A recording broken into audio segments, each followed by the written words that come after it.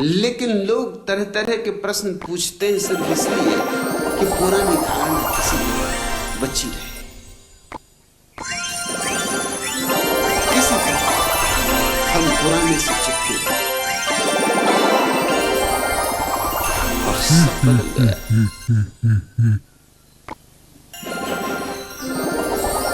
मुल्ला नसरुद्दीन कल मुझसे कह रहा था कल रात अकस्मात एक ब्यूटी गर्ल ने हमें रोका। हम समझे पहचानने में हो गया धोखा। हम कभी सुलभ लज्जा से दृष्टि झुकाए गुजर गए। कन्या के केस मारे गुस्से के बिखर गए। जोर जोर से चीखने लगी, शहर के जवां मर्दों आओ, इस शरीफ जादे से मुझको बचाओ।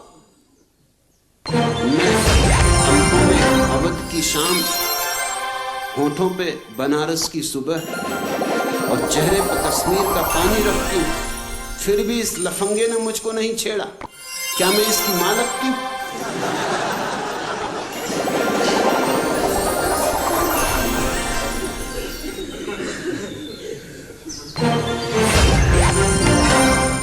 जीवन रोज बदला जाता है। पुराने मूल्य बह जाते पानी में, नए मूल्य आ जाते, नए टूट जाते, नई भावनाएं आ जाती। सोच में पड़े हैं सेठ किशोरी रमन, क्योंकि डाकुओं ने उनकी पत्नी का कर लिया अपहरण। अब आया है पत्र उनके पास कि आप 1 किलो सोना गंदे नाले पर रख दीजिए, जो कि हमारे द्वारा स्वयं सहज लिया जाएगा, और यदि आपने ऐसा न किया तो आपकी सेठानी को वापस भेज दिया जाएगा।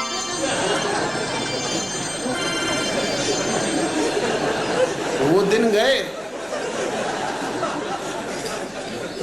जबकि डाकू कहते थे कि अगर रुपया ना भेजा तो हम पत्नी को छोड़ेंगे नहीं। वो दिन गए। अब तो वो कहते हैं पत्नी को घर वापस भेज देंगे सकुशल। तुम पूछते हो सत्यानंद, क्या जीवन मूल्य भी समयानुसार रूपांतरित होते हैं? निश्चित ही सभी चीजें बदलती हैं, बदलनी ही चाहिए। बदलना ही जीवन का क्रम है और बदलना शुभ भी है।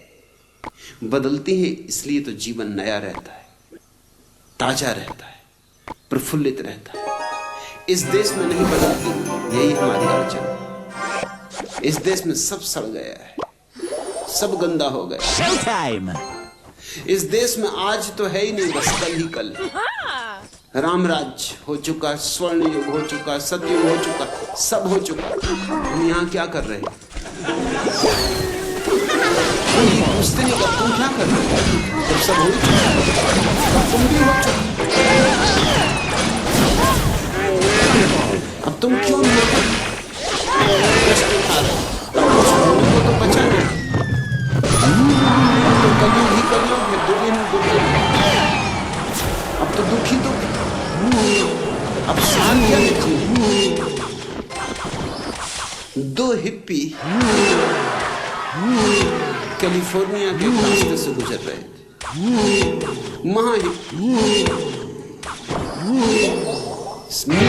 चलते रहे चुपचाप, अपनी अपनी धुन में मस्त।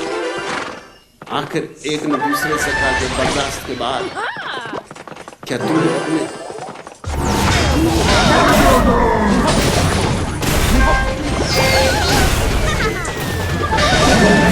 बदबू आ रही और से आ रही होती, छूट गई होती पीछे, मगर ये समझ ही चल रहे। दूसरे ने कहा कि नहीं नहीं बिल्कुल नहीं।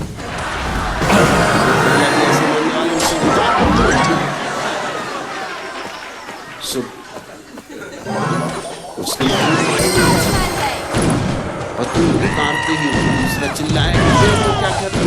और तू कहता है कि नहीं तुमने बहाना किया, ये क्या?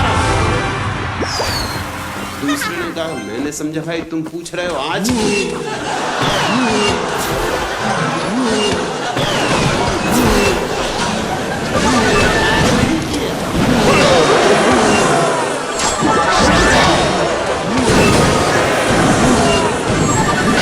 ऐसी इस देश की नस्ल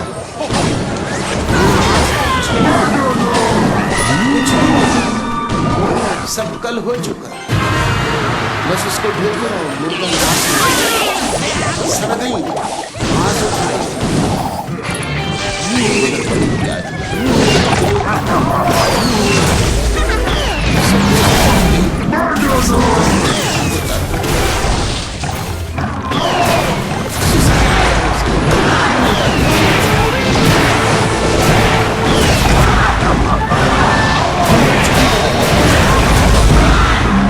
महावीर ने कहा था अपने मुनियों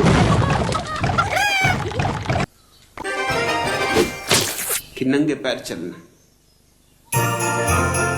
कहने का कारण क्योंकि उस समय जूते बनते थे वो सिर्फ चमड़े के बनते थे, और चमड़ा तो हिंसा होगी, पशु मारे जाएंगे। तो ठीक था, अपने जूतों के लिए पशुओं को क्या मारना। फिर दूसरे कोई कोलतार के और सीमेंट के रास्ते तो थे नहीं, खुली मिट्टी थी, मिट्टी के ही रास्ते थे। मिट्टी पे चलने में कोई स्वास्थ्य नहीं, मिट्टी पे चलने में तो स्वास्थ्य है। हम भी तो मिट्टी के बने मिट्टी से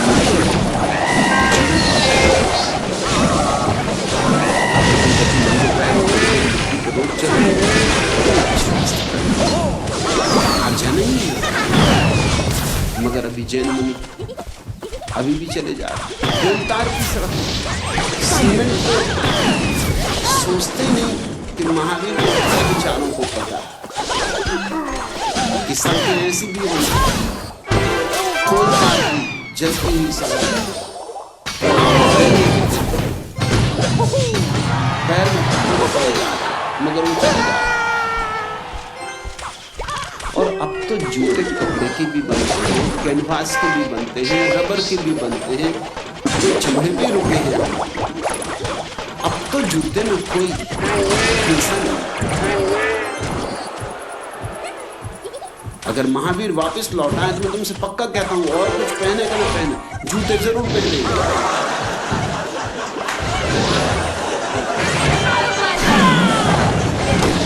एक दिन एक आदमी ने और उसकी पत्नी ने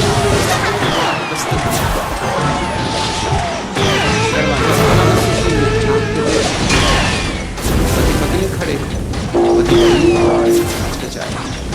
मुल्ला जूते पहने था, दुख लगा।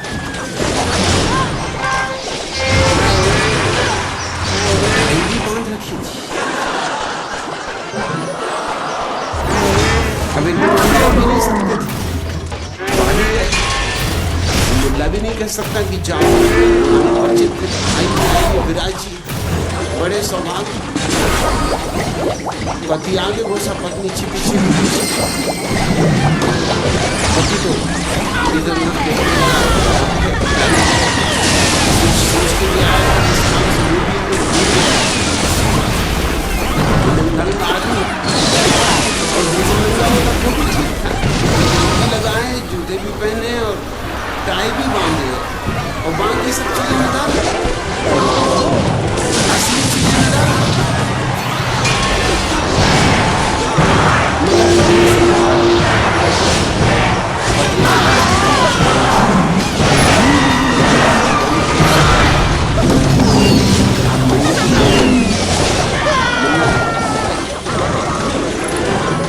इस समय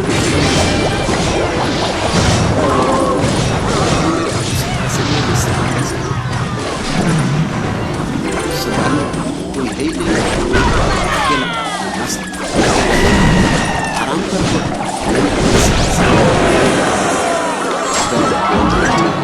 पैंट बांधे हुए हैं,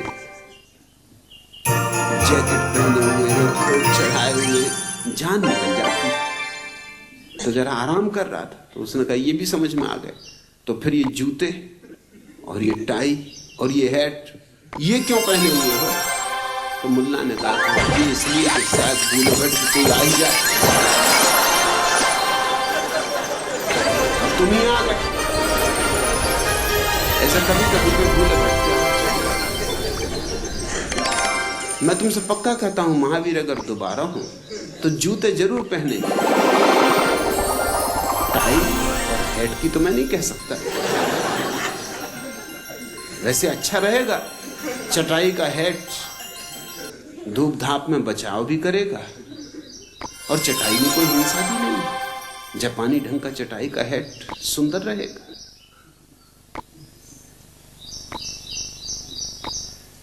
लेकिन जैन मुनि लकीर का फकीर है, वो कैसे पहन सकता है? पैर में फफोले पड़ जाते हैं जैन साधुओं के, साधुओं कपड़े बांध लेते हैं उन पर। मेरे पास एक दफा जैन साधुआं मिलने आई, उनके पैर में फफोले घाव, उन तो वो कपड़े बांधे हुए, कपड़े भी उन्होंने इस तरह से बांधे हुए कि करीब करीब जूते का काम दे रहे हैं। मैंने कहा ये मतलब क्या है? फिर जूते में क्या हर्जा है? इतना चिंधियां बांधी हैं कि वो करीब करीब जूते का काम ले रही हैं उन चिंधियों से। इतनी गंदी चिंधियां ढोने की बजाय कपड़े के जूते में क्या हर्ज? उन्होंने कहा आप कहते हैं तो हम भी समझते, मगर शास्त्र ने नहीं लिखा है।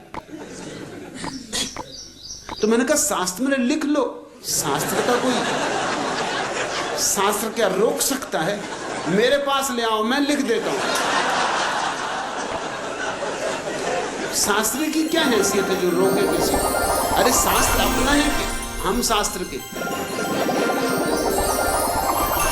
समय बदलेगा तो सभी मूल्य बदलेंगे और वही जाति जीवित होती है जो समय के साथ बदल जाती है, वही व्यक्ति जीवित होते हैं जो समय के साथ बदल जाते हैं। यह देश मुर्दा है, कब्रिस्तान एक मरघट है, बड़ा मरघट जिसमें महात्मा धूनी रमाए बैठे,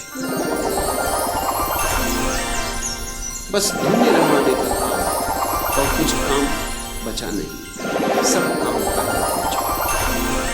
अब तो निष्काम भाव से मरघट में बैठो, धूनी रमाओ। न थी इतने हमारे हाथ में साधन, न थे इतनी समझ न थी। आज सब साधन है, सब समझ है।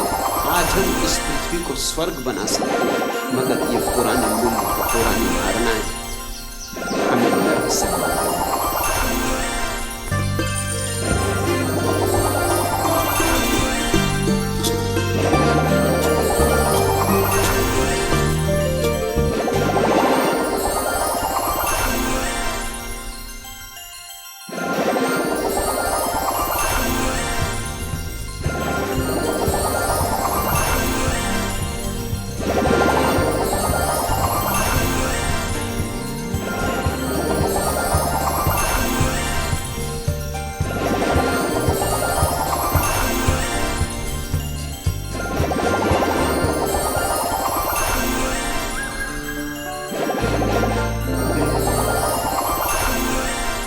मैं सत्य आनंद हूं, शुद्ध बुद्ध आत्मन हूं। मुझे संसार के क्रियाकलापों से क्या, जगत के सब व्यापार मायावी, मुझे किसी की निंदा नहीं छूती और न स्तुति।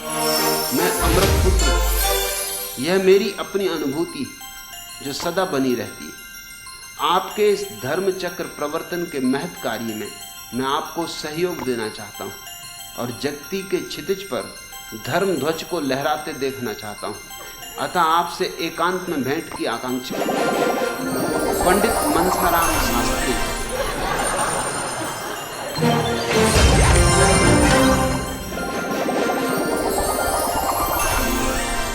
कमाल कर दिया।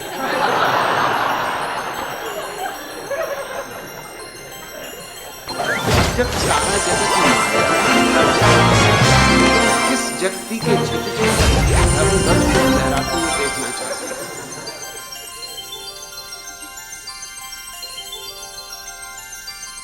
जब सारा जगत माया ही है तो मुझसे क्या करोगे एकांत? फिर क्या एकांत और क्या भीड़, सब माया है। कैसी बहती बहती मगर काशी निवासी हैं पंडित मनसाराम शास्त्री। काशी निवासियों से और इससे बेहतर कुछ आशा नहीं।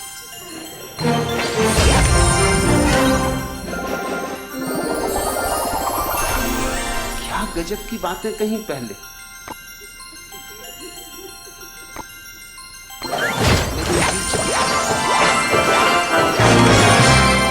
ढोल अपनी पोल खुद ही उहाड़ गए।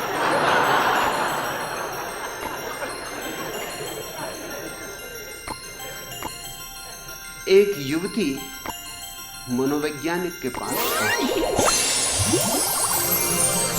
कहने लगी, मैं परेशान हो गई, लोग मुझे निर्लज्ज कहते और मैं तो कोई कारण नहीं देखती, और जहां जाओ वहीं जो देखो वही मुझे निर्लज्ज बतलाता है।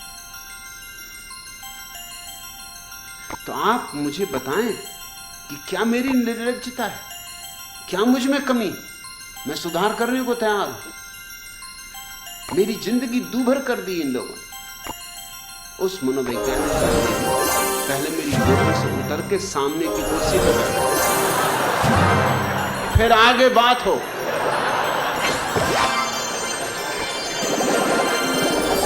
पंडित मनसाराम शास्त्री, थोड़ी तो अकल का उपयोग।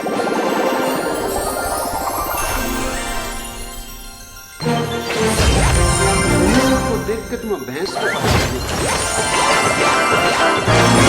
अकल से भी बड़ी भैंस। क्या प्यारे प्यारे शब्द तुमने कहे, सब मैं सच्चित आनंद। भैया यहां कैसे आए, काहे के लिए आए?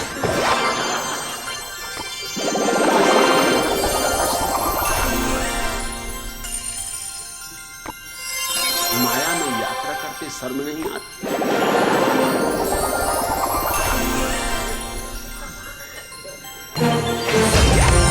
माया की रेलगाड़ी में माया की रास्ते में माया का भोजन किया हो, तरह तरह की मायाएं रास्ते में पड़ी होंगी। काशी नगरी लोक में न्यारी, उसको छोड़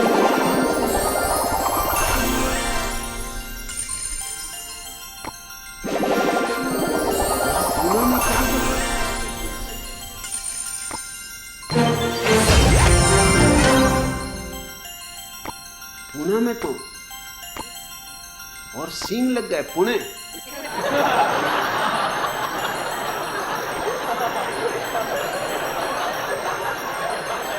जैसे गधे के सिर पे सींग उगा, इधर को सींग वींग मार दे, सब माया बिखर जाए। ये तुम आए कहां? कहते मैं सच्चित आनंद। अब क्या कमी रही? शुद्ध बुद्ध आत्मन। मुझे संसार के क्रियाकलापों से क्या? जगत के सब व्यापार मायावी। मुझे किसी की निंदा नहीं छूती और न स्तुति। मैं अमृत पुत्र हूं।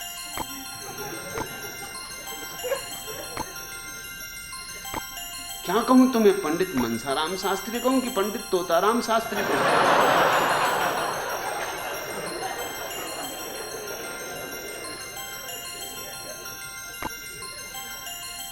और फिर पीछे से सारी बात गड़बड़ हो गई। वो हो ही जाती, लाख छिपाओ बात खुली जाती। हाथी भी निकल जाए तो पूंछ अटक जाती।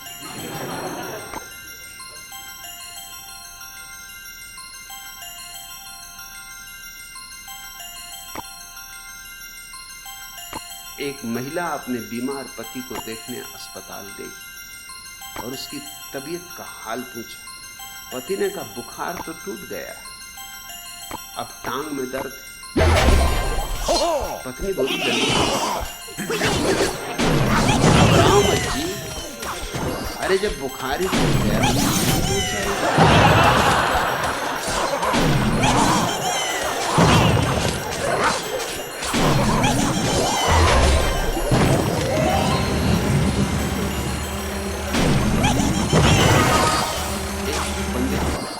विवाह किया ऐसे तो समझ गया है।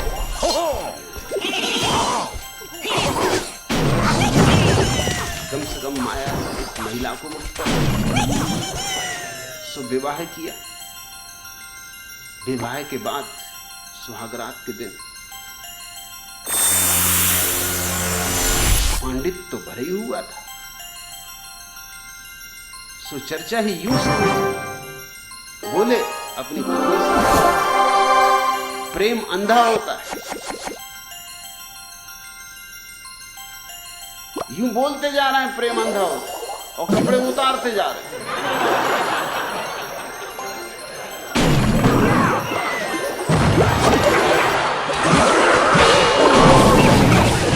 पत्नी ने कहा होता होगा जी, बस पड़ोसी तो अंधे नहीं, पहले खिड़की का पर्दा तो गिरा दो।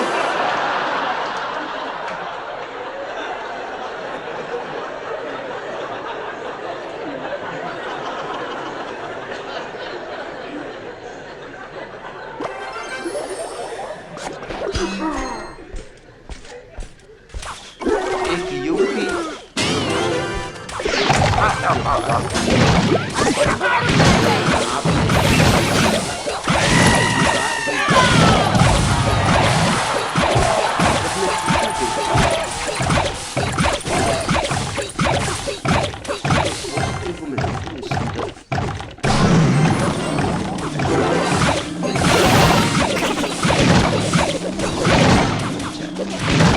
गलत फहमी को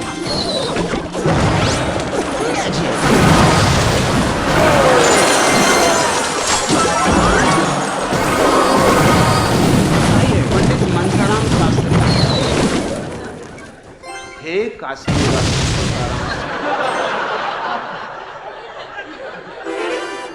ये सब ज्ञान का कचरा हटाओ, इसमें तुम्हारा कोई भी अनुभव नहीं।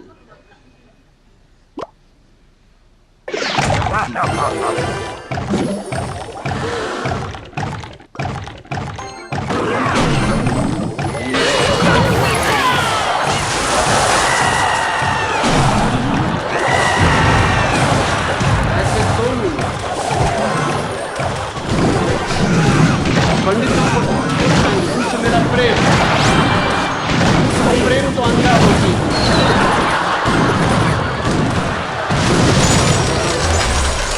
पंडित मेरे हाथ में पड़ जाए, दोस्त के साथ कोई व्यवहार थोड़ी के हाथ में लगे।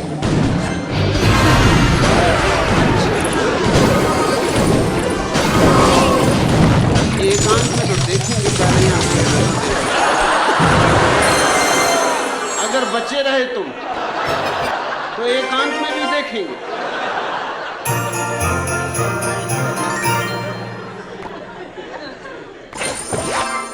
कहां की बातें कर रहे हो कि आपके इस धर्म चक्र प्रवर्तन के महत्कारी में? अरे इस मायावी संसार में कोई महत्कारी होता है कि कोई धर्म चक्र प्रवर्तन होता? सब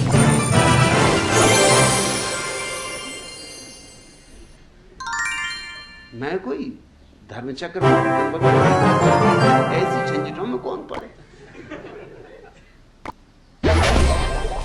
घुमाते रहो, सुदर्शन चक्रधारी बन जाओ, जब 24 घंटे मुरली बजाओ, मुरली वाले बन जाओ।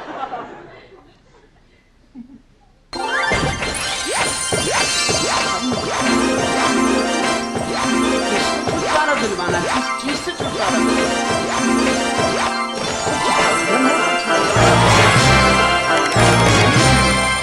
लोग तो मुक्त हैं ही, ये सब मुक्त पुरुष बैठे हुए।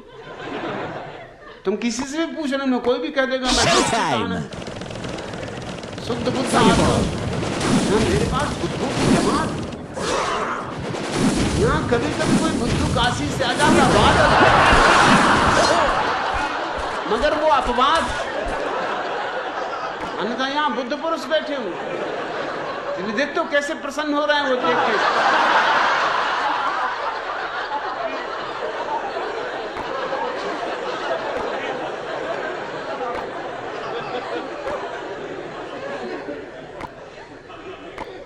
दोहराओ मत, दोहराने से कुछ भी नहीं होगा।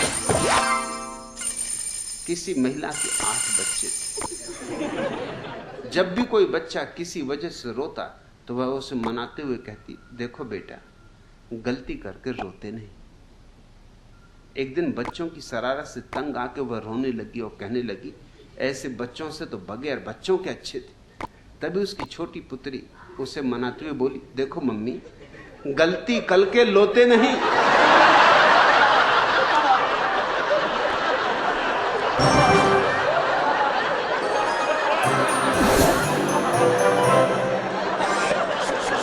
सुनते सुनते बेटी भी सीख गई ज्ञान की बात।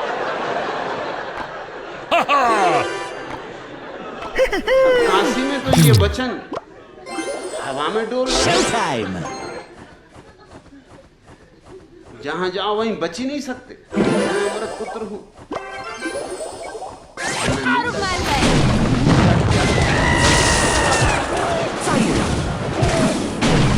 छूटा है कि नहीं?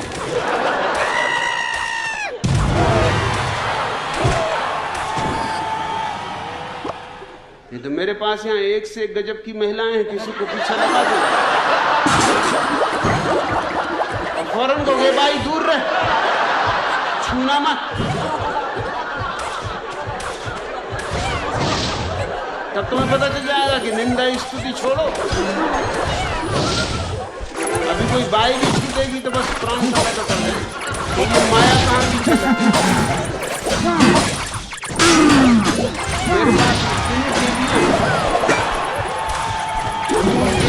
चंडीगढ़ से आई हुई चंडियां भी पीछे लगा दूंगा, फांसी तक पीछे करेंगे।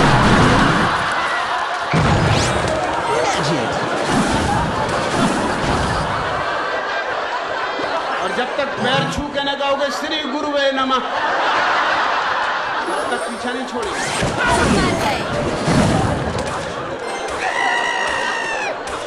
तोतों की तरह दोहराओ मत।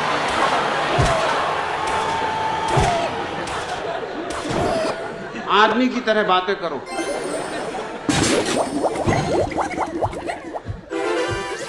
मुझे धोखा न दे सकोगी, धोखे काशी में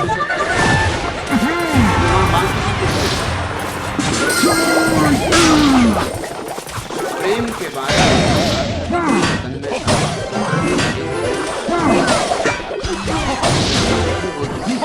कि मुझे हर आदमी में तुम दिखाई। इसलिए गौराई स्थिति में मुझसे मत पूछो मैं क्या कर रही हूँ, किसी और से विवाह कर रही हूँ। जब सब में प्रश्न दिखाई पड़ते और क्या दिखाई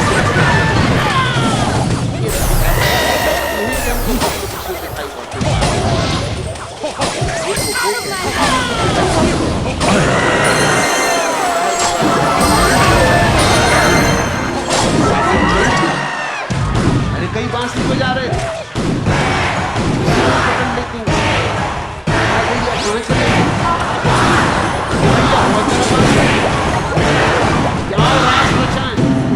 ये सब बातचीत मैजिक।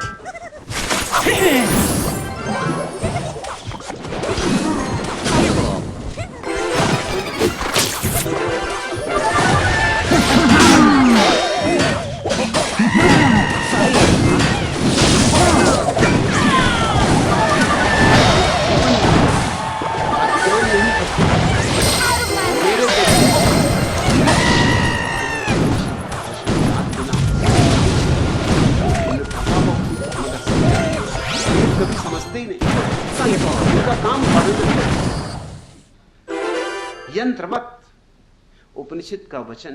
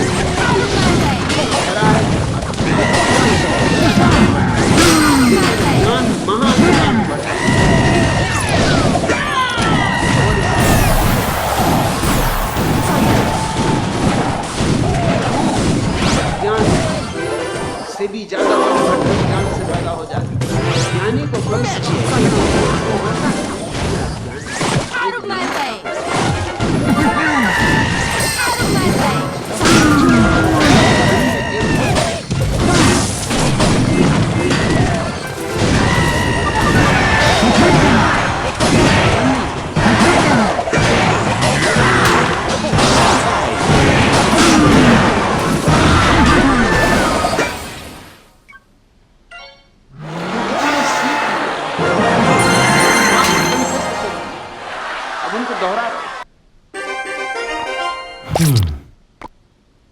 एक पंडित एक तोता खरीदने गए, क्योंकि उनके विरोधी पंडित ने अपने घर के सामने एक तोता लटका रखा था जो गायत्री का धक्का लग रहा था। उनके ग्राहक छिने जा रहे थे। ग्राहक कहते थे, महाराज तुम्हें क्या पता? अरे वहां तो वो है महापंडित, उसके तोते भी गायत्री बोलते। सो वो भी बेचारे गए तोते की दुकान पे, भैया कोई तोता दो, कुछ ऐसा तोता दो कि गायत्री को भी मात कर दे। उसने कहा है एक तोता मेरे पास, और ऐसा तोता कि हिंदू को भी फांसे, मुसलमान को भी फांसे। अरे ऐसे गजब का तोता, बिल्कुल गांधीवादी तोता। अल्लाह ईश्वर तेरे नाम, सबको सन्मति दे भगवान। आधुनिक तोता, ये कहां गायत्री मंत्र लगा रखा है? कहा दिखाओ कहां है तुम्हारा तोता। ले गया उसे अंदर। तोता बिल्कुल बैठा हुआ था, खादी के कपड़े में, गांधीवादी टोपी लगाए हुए, पास ही एक छोटा सा चरखा रखा था। पंडित ने भी कहा कि श्री गुरु है नमः। गजब का तोता।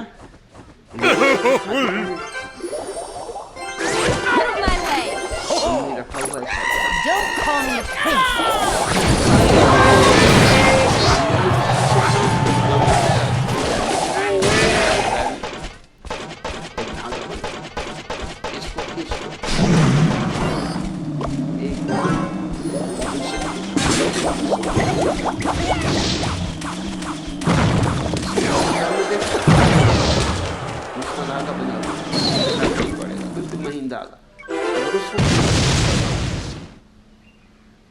एकदम कुरान की आयतें बोलता है।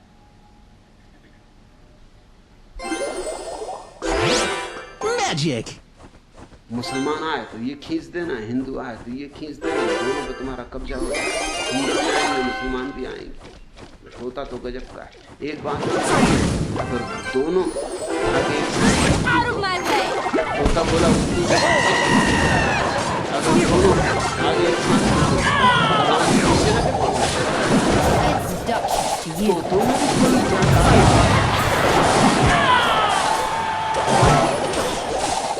क्या बात कर रहे हो?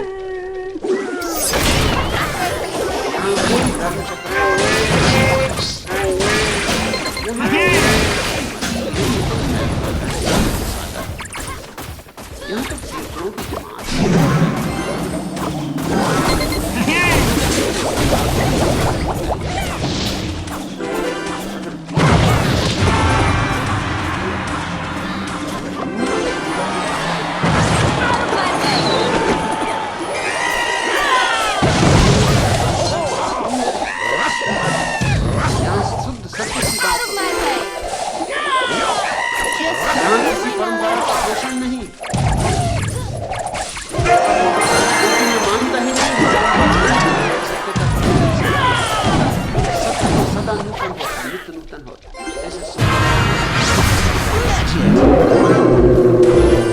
ये तुम बात छोड़ दो।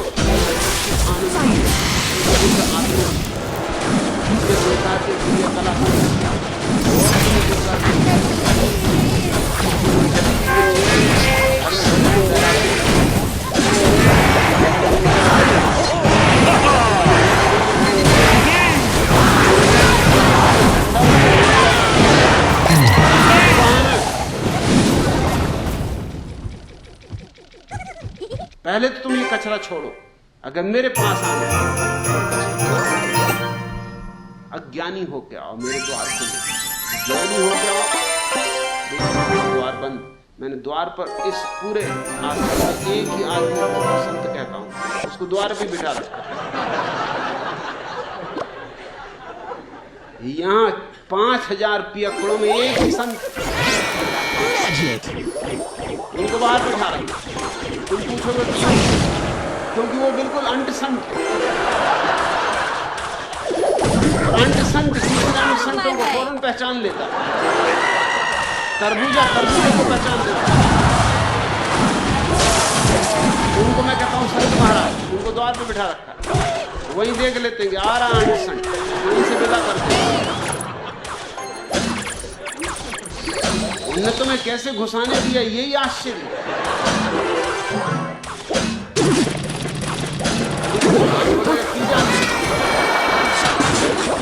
संत है तो संतों का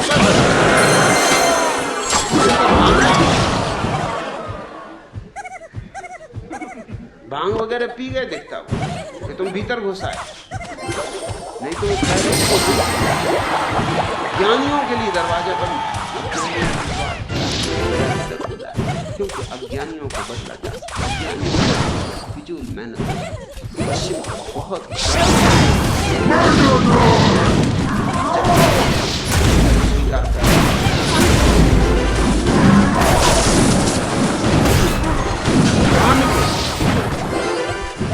और अगर जिद करोगे तो दुगनी फीस लूंगा।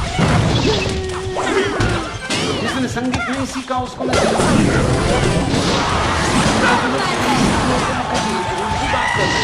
हमने वर्षों मेहनत करके सीखा।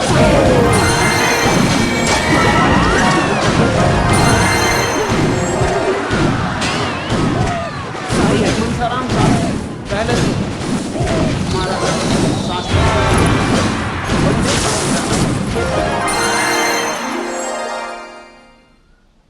तब कहीं जाकर बात बन सकती।